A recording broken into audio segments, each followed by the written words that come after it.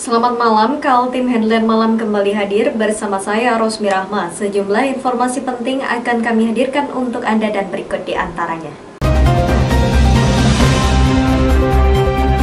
Kita awali Kaltim Headline Malam edisi kali ini. Agus Tantomo dilantik menjadi Bupati Berau oleh Gubernur Kaltim Isra Nur. Jabatan Agus menggantikan Muharram yang meninggal dunia sangat singkat, yakni berakhir pada 17 Februari 2021 mendatang atau hanya sekitar 40 hari. Berikut informasinya. Upacara pelantikan Bupati Agus Tantomo berjalan lancar di ruang Ruhoy Rahayu kantor Gubernur Kaltim Jalan Gajah Mada. Meski dalam protokol kesehatan yang ketat, terlihat sejumlah pejabat dari Kabupaten Berau maupun Kaltim ikut hadir. Agus sebelumnya adalah wakil bupati.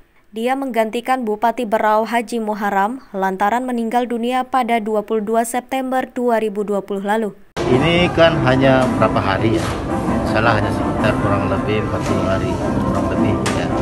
Dan memang tidak banyak yang bisa dilakukan dengan waktu yang tapi kalau melihat situasi sekarang, saya lihat ini bukan hanya di Berau. Kepala daerah manapun saat ini di Indonesia semua sedang berkonsentrasi menangani COVID-19. Saya juga di Berau, insya Allah. Kebetulan memang di Berau beberapa minggu terakhir masalah COVID ini agak menurun, sehingga saya sudah bertekad di sisa masa jabatan saya konsentrasi penanganan COVID. Dinamika politik di Kabupaten Berau cukup menarik perhatian karena saat sebelum pilkada, Bupati Muharram dan wakilnya Agus Tantomo pecah kongsi dan memilih maju pilkada tidak bersama-sama lagi. Muharram maju berpasangan dengan Gamalis, sedangkan Agus Tantomo tetap maju dalam posisi sebagai calon wakil bupati dengan bupatinya adalah Seri Marawiyah. Belakangan tragedi itu terjadi, Muharram meninggal dunia di saat tahapan pilkada sudah berlangsung. Namun karena undang-undang membolehkan terjadi penggantian calon, Muharram digantikan istrinya Sri Juniarsih. Dalam pilkada 9 Desember yang diikuti dua pasang calon, akhirnya KPU menyatakan kemenangan Sri Juniarsih Gamalis. Tim Kaltim TV, Hardin melaporkan.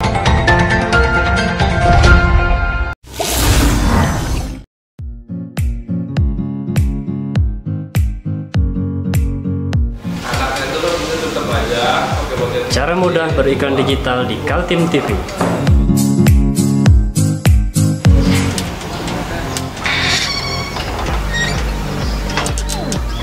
Yang pertama, jadilah sahabat Kaltim TV.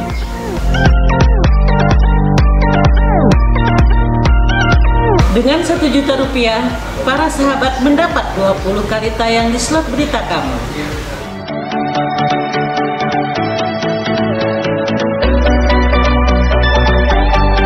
Dengan 20 detik dapat menjangkau 20.000 penonton. Anda beruntung karena mendapat kesempatan perdana dari kami. Ayo jadilah sahabat Kaltim TV. Meskipun menjadi Bupati Berau hanya selama 40 hari, Agus Tantomo mengakui tetap akan bekerja sebaik mungkin untuk kepentingan masyarakat dan pemerintahan Kabupaten Berau. Di sisa masa akhir pekerjaannya, Agus mengaku akan konsen mengatasi virus corona yang sudah semakin menggila penyebarannya. Berikut informasinya. Inilah pernyataan Bupati Berau Agus Tantomo saat diwawancarai wartawan usai pelantikannya oleh Gubernur Kaltim Isra Nur di ruang Ruhoy Rahayu, kantor Gubernur Kaltim Jalan Gajah Mada, Samarinda. Menurut Agus Tantomo, siapapun nanti yang menjadi pemimpin di Kabupaten Berau, konsentrasi terbesar tetap ada pada penanggulangan virus corona. Agus Tantomo akan menjadi Bupati Berau tersingkat, yakni sekitar 40 hari. Dia akan melepaskan jabatan itu pada 17 Februari 2021, bertepatan berakhirnya masa jabatan Bupati dan Wakil Bupati Berau periode 2016 hingga 2021. Meskipun berada di periode singkat, Agus mengakui akan memanfaatkan waktu yang tersisa secara maksimal, terutama untuk mengurus masalah COVID-19 yang penyebarannya begitu masif di Kabupaten Berau maupun di seluruh Indonesia. Kepala daerah manapun saat ini di Indonesia semua sedang berkonsentrasi menangani COVID-19. Saya juga di Berau, insya Allah. Kebetulan memang di Berau beberapa minggu terakhir masalah COVID ini agak menurun, sehingga saya sudah bertekad dekat. Sisa masa jabatan saya konsentrasi penanganan COVID.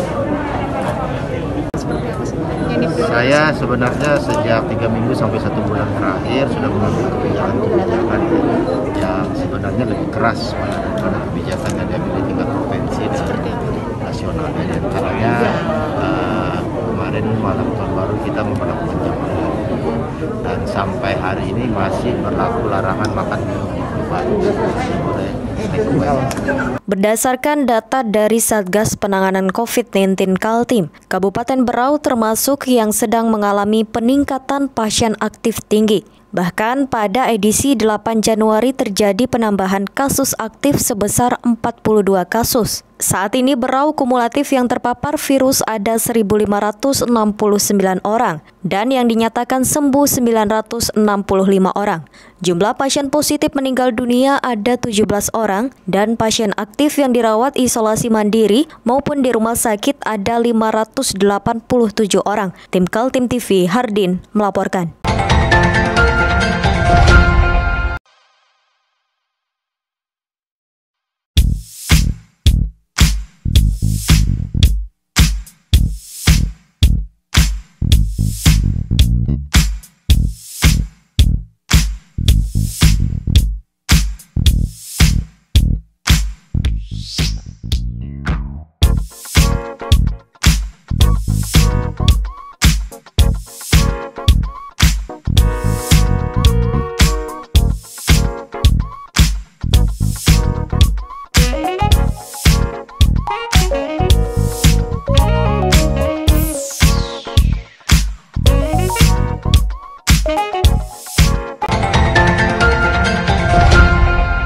Lebih dari 1.000 kontraktor rekanan pemerintah Kabupaten Kutai Kartanegara gelisah karena belum dibayar. Mereka berupaya menagih dan mendapat jaminan dari pemerintah semua akan menerima pembayaran. Berbagai isu bermunculan saat lebih 1.600 kontraktor yang menjadi rekanan pemerintah Kabupaten Kutai Kartanegara belum dibayar. Maklum, di kabupaten itu baru saja menyelenggarakan pilkada, sehingga ada-ada saja yang mengaitkan belum terbayarnya kontraktor karena uangnya untuk memenangkan pilkada. Tapi isu miring itu dijawab oleh Sekretaris Daerah Sunggono. Pemerintah Kabupaten Kukar berjanji memenuhi kewajibannya membayar seluruh kontraktor. Hanya saja perlu waktu antara Januari sampai bulan Maret, karena proses pembayaran memerlukan beberapa hal teknis yang harus ditempuh. Di antaranya lantaran pekerjaan para kontraktor pada tahun 2020, sementara saat ini sudah memasuki tahun 2021.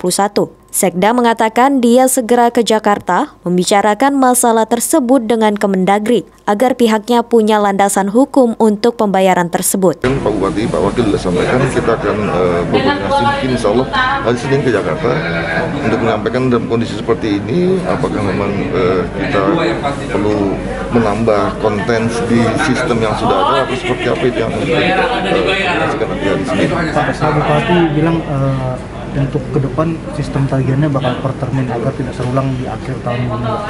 Ini bukan ke depan, sejak dulu pun aturannya kan seperti itu. Cuman kan tidak sebagian, maksud saya tidak semua kontraktor mengambil hak itu dan juga nggak kita bisa salahkan gitu. Jadi katanya terjadi kejadian seperti saat ini. Mudah-mudahan ke depan manakala kita bisa membangun kesepakatan, ini kan masalah trust aja nih, masalah trust antara penyedia jasa dengan pemerintah. Apakah dengan cara seperti itu mereka lebih mudah, lebih nyaman, lebih bisa terayuni dan sebagainya. Itu yang coba kita mulai sekarang kita bangun. Jadi kalau dari segi kesiapan Pemkab siap. Saat ini sebanyak 1.624 hingga 1.714 kontraktor belum menerima pembayaran atas pekerjaan yang telah selesai dilakukan para kontraktor pada tahun anggaran 2020. Keterlambatan pembayaran bukan terkait masalah ketersediaan keuangan, tapi karena proses administrasi yang sangat banyak. Sementara staf yang mengerjakan seperti memverifikasi perusahaan sangat minim. Di samping itu, para kontraktor juga banyak yang tidak mengambil uang pembayaran berdasarkan termin pekerjaan, tapi menumpuk dan menagih sekaligus pada akhir pekerjaan. Lantaran itu, Pemkab Kukar mengakui kekurangan staf yang memproses pembayaran para kontraktor. Pemkab Kukar mengakui akan mengevaluasi masalah tersebut agar tidak terjadi lagi pada tahun 2021. Perwakilan para kontraktor Andi Yusri merasa gembira karena Pemkab Kukar memberikan respon yang baik atas tuduhan para kontraktor. Total yang belum terbayar oleh Pemkab sebesar 305 miliar dan diharapkan sudah selesai sesuai yang dijanjikan, mulai Januari hingga Maret. Hari ini keluar sepakatan agreement yang sifatnya mengikat masing-masing untuk dilaksanakan, yaitu estimasi pembayaran di bulan Januari sampai Februari. Maret. Plus tanggalnya. Apalagi? Ini sudah cukup melegakan para kontraktor ya? Kami selaku warga negara Indonesia, warga negara yang baik, yang taat pada aturan dan hukum, ini sudah akan menjadi upaya kami, wujud protes kami, minta kepastian kami. Nah, setelah ada kepastian semacam ini kan tentunya kami. Tim Kaltim TV, Hardin melaporkan.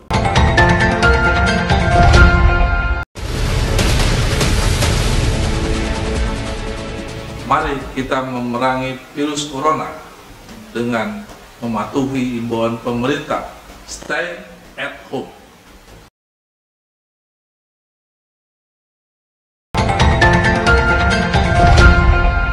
Penambangan liar terang-terangan terjadi di kawasan Marangkayu, Kabupaten Kutai Kartanegara. Batu bara hasil galian alat-alat berat ditumpuk di tepi jalan raya, Jalan Poros, Bontang, Samarinda.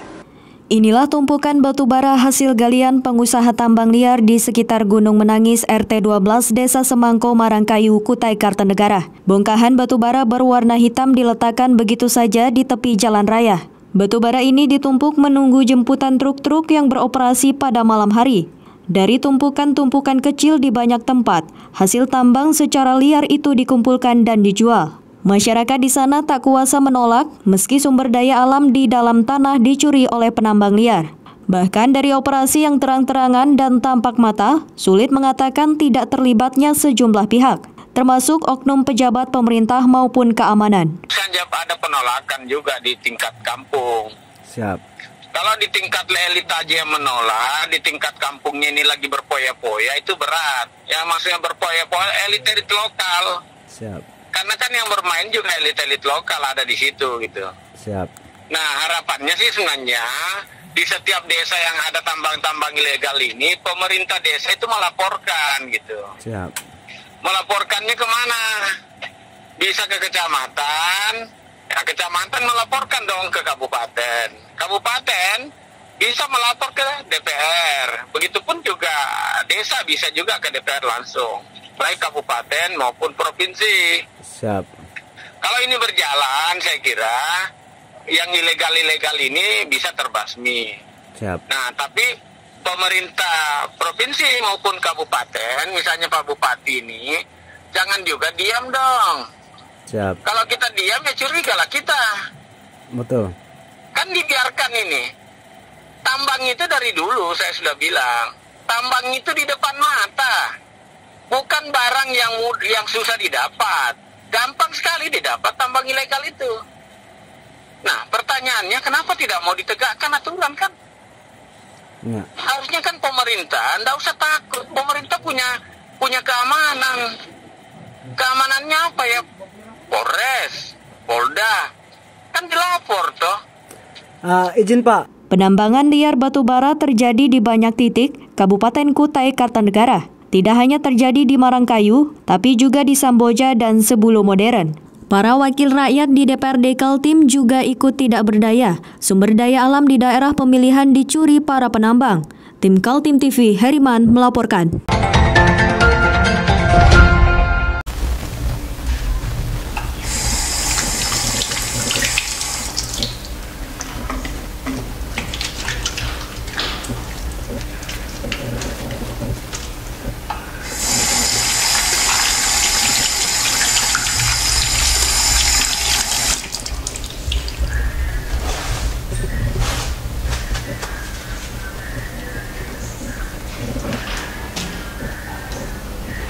Meskipun di rumah saja, kita tetap selalu menjaga kesehatan, cuci tangan, menggunakan hand sanitizer.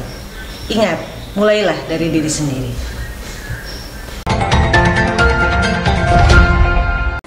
Inilah kondisi Kalimantan Timur selama 9 bulan dilanda pandemi COVID-19. Meski tempat-tempat perbelanjaan masih terlihat ramai, sesungguhnya pertumbuhan ekonomi di seluruh kabupaten dan kota di Kalimantan Timur mengalami pelemahan. Data dari Badan Pusat Statistik menyebutkan Kaltim pada triwulan ketiga 2020 mencatatkan pertumbuhan ekonomi sebesar 2,39%. Kondisi ini masih baik dibanding situasi nasional yang mengalami minus sehingga masuk ke resesi ekonomi. Pandemi COVID-19 telah membuat semua sektor usaha terpuruk, kecuali usaha di bidang kesehatan dan komunikasi yang naik, sedangkan pengusaha lain sampai harus menutup usahanya karena tidak sanggup membayar gaji karyawan. Pedagang di pasar ikut terpukul. Mereka berjualan agar usahanya tidak sampai mati, karena kalau sampai tutup akan sulit untuk bangkit kembali. Sejak Maret pertama kali diumumkan ada pasien virus corona di Kaltim, usaha-usaha mereka langsung terjun bebas. Begitulah situasi yang terjadi. Pemerintah pusat hingga provinsi dan kabupaten kota harus berjuang keras keluar dari kemelut ekonomi yang terpuruk. Ditambah lagi munculnya pemotongan anggaran dari pemerintah pusat, sehingga Pemprov Kaltim dan kabupaten kota juga harus merefocusing anggarannya bahkan sampai 40%. APBD Kaltim tahun 2020 yang semula dicanangkan dalam peraturan daerah sebesar 12,29 triliun, akhirnya meleset tersisa menjadi 10,38 triliun. Ini masih dalam situasi yang baik sehingga walau ada pandemi COVID-19, masih banyak ditemui proyek-proyek pembangunan berjalan. Tim Kaltim TV melaporkan.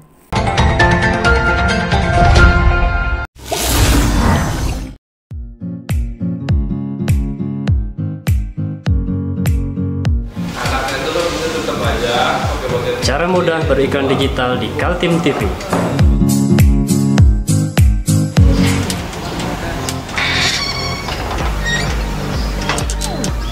Yang pertama, jadilah sahabat Kaltim TV.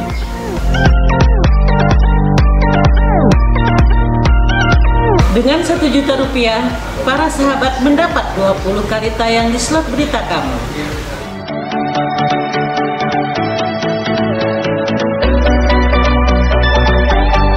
Dengan 20 detik dapat menjangkau 20.000 penonton. Anda beruntung karena mendapat kesempatan perdana dari kami. Ayo jadilah sahabat Kaltim TV.